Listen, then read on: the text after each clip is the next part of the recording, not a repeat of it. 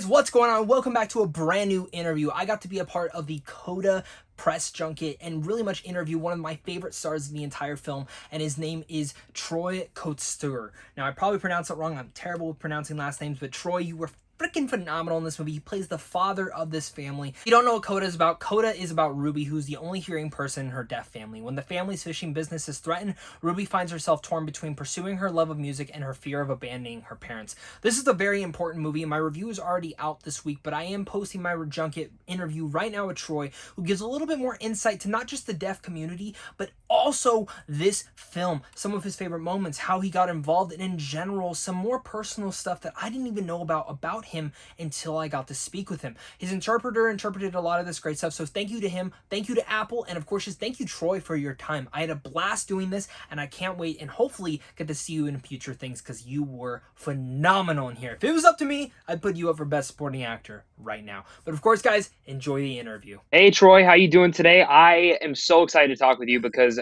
Coda, I love this movie and I love you in it because you were absolutely my favorite part of the movie.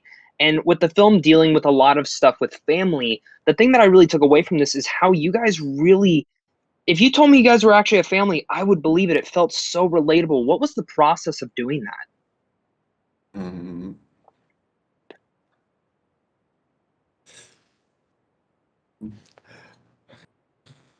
It was amazing.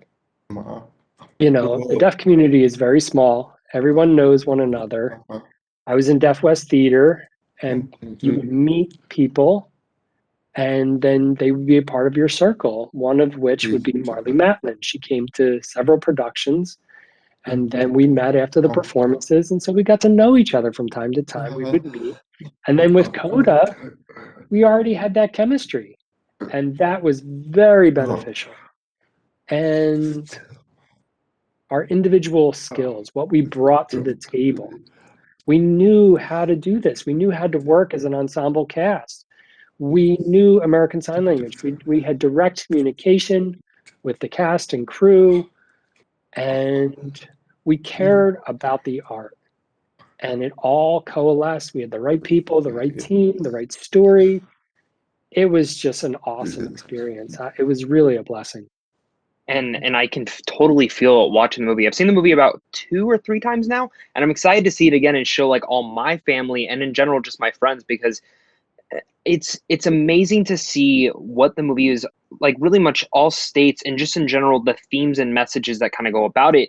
So of course, speaking with that and again that family element, was there any fun behind the scenes stuff that you guys were able to do, whether on set or off set?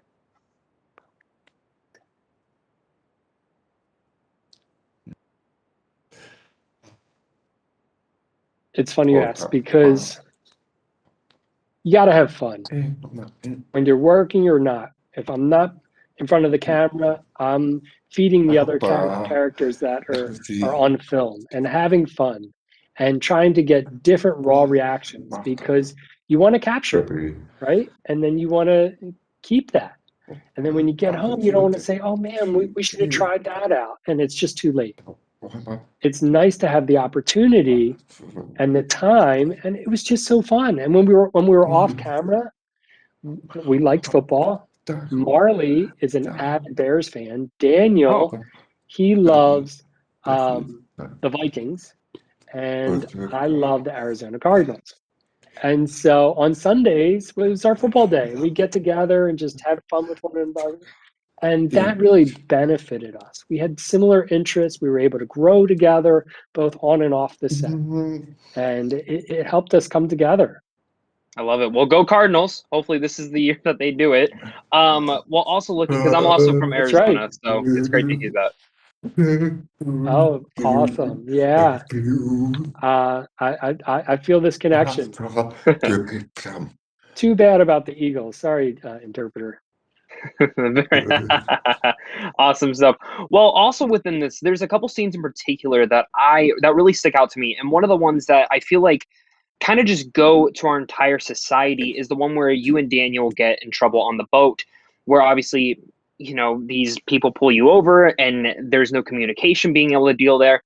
How do you feel like that kind of relates to our society? Because for me, I feel like sign language should be like a must taught thing in school nowadays. And for me, I regret not taking it in school. It's actually one of the things I want to do later in life.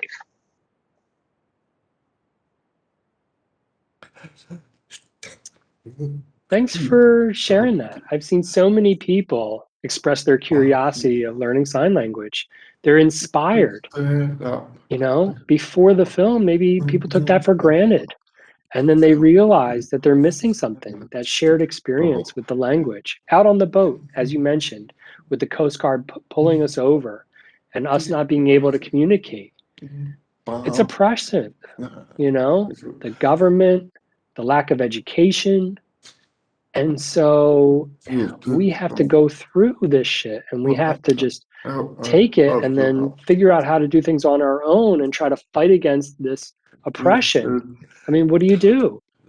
And, you know, we've experienced autism like that. And I thought that portrayed it really well, that we, you know, instead of giving up the business, we had to adapt it and come up with our own idea and our own warehouse.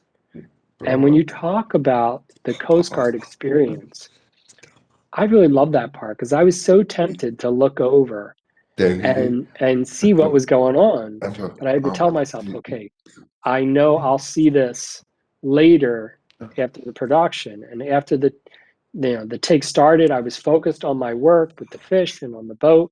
And it felt like it took forever. And I'm thinking, when is this going to happen? And finally, the boat came alongside and they jumped on board. And then when they tapped me, then I could react finally. And it was funny because I had to feel their touch to prompt me. I didn't have access to the auditory cues around me, and it really threw me off, or threw Frank off in the movie. And you know, Frank had no idea that the Coast Guard was there. Just in my, you know, if police were to pull me over and try to get my attention because they couldn't, you know, that day I just didn't see their lights. At night they're more visible, you know, the lights. And so I know that I'm getting pulled over. But these are experiences that the deaf community goes through. And I thought that was a good example of how we have to address these situations that may arise. And I agree. I love that moment in so much. At my old job, that was one of the things. We had someone who was a part of the deaf community. And, you know, in the communications that I got to have with her, it was things like that where she would share experiences like that. And it was heartbreaking to see it in the movie, but it did feel so real. And I think that's the thing I love about the movie is it feels real. Nothing ever feels melodramatic out of any of those senses. And that was one of the big aspects that I loved about it. And your performance is one of the big aspects of that all. I walked out and I was like, Troy, oh my God, I want to see this guy in more things. He was so, it just, again, real and raw. Now I'm wondering about this. Were there any improvisation that you guys had maybe on set? Because a lot of the moments felt, again, just genuine and real and didn't feel scripted at all.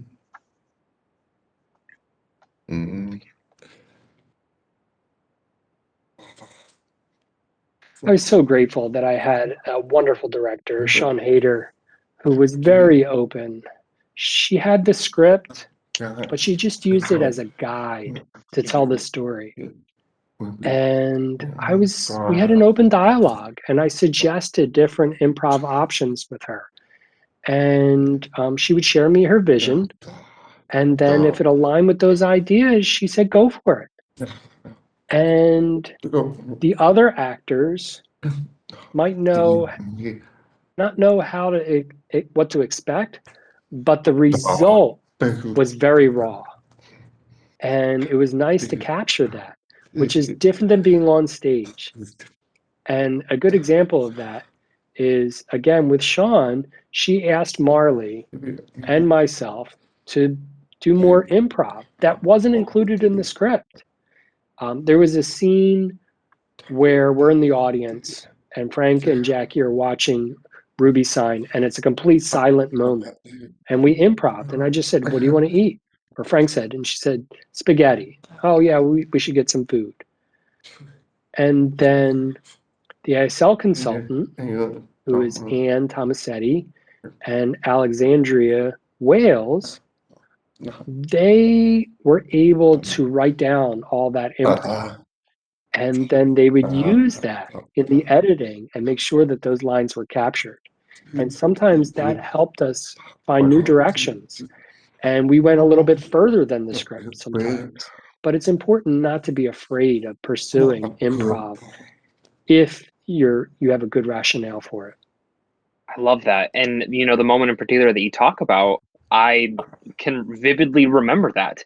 And there's so many emotional moments in there. And one of the ones in particular is the scene between you and your daughter on the back of the truck was just perfection.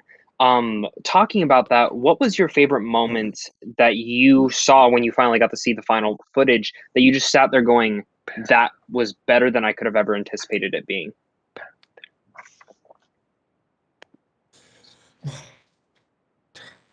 The thing that moved me, and I said to Sean,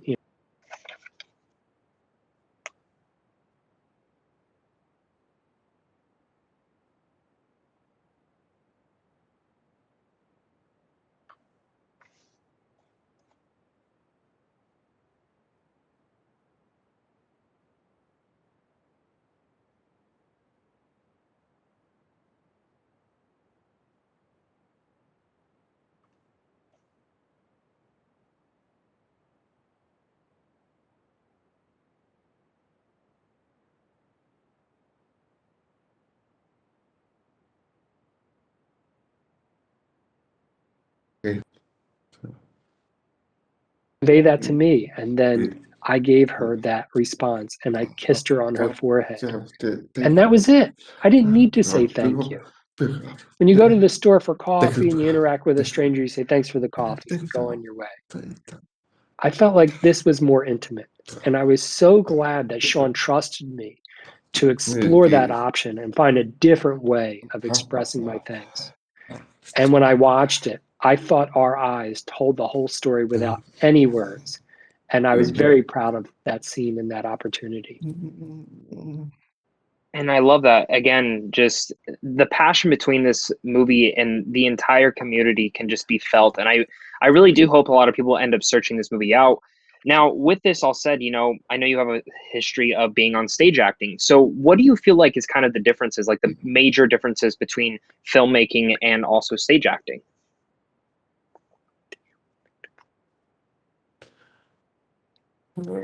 To answer that,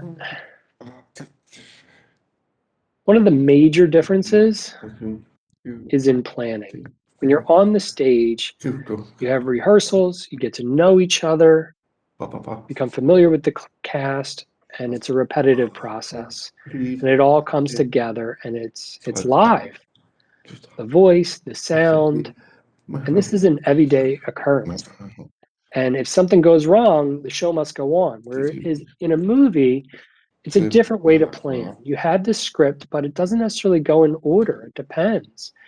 If you have scenes that happen in an office, you shoot that 4 different days. You go to the same setting 4 different times. And the actors have to know what's happening before those scenes and after to keep the story in place, right? And then you'll be able to jump into those scenes with that in mind, even though it's not done in sequential order.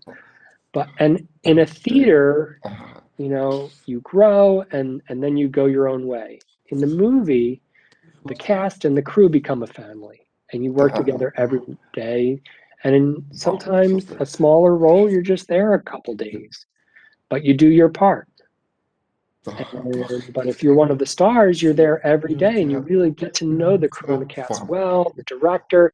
It becomes a family as well. And it's been wonderful experiencing both of those worlds.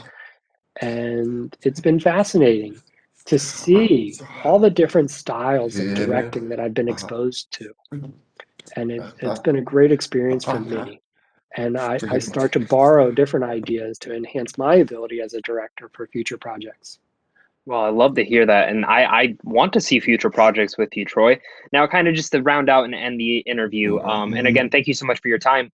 I want to know what is like if someone came up to Sure. you and they were to ask, why should I go see Coda? What do you think is the reason to see this film? I can say the reason, but I love asking actors that are a part of the projects to also kind of just give their little tidbit.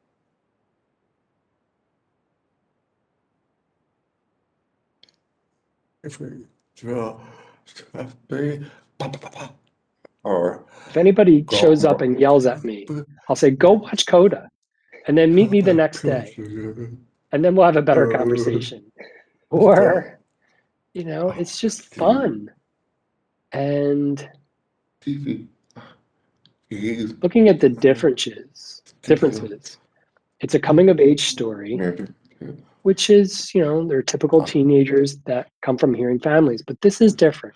This is a teenager that grows up in a deaf family and goes to school, and they don't really understand what she goes through. They don't understand what her family life's at home, and it's hard for her to explain. So this opportunity really unpacks those differences. And my own daughter is a Coda.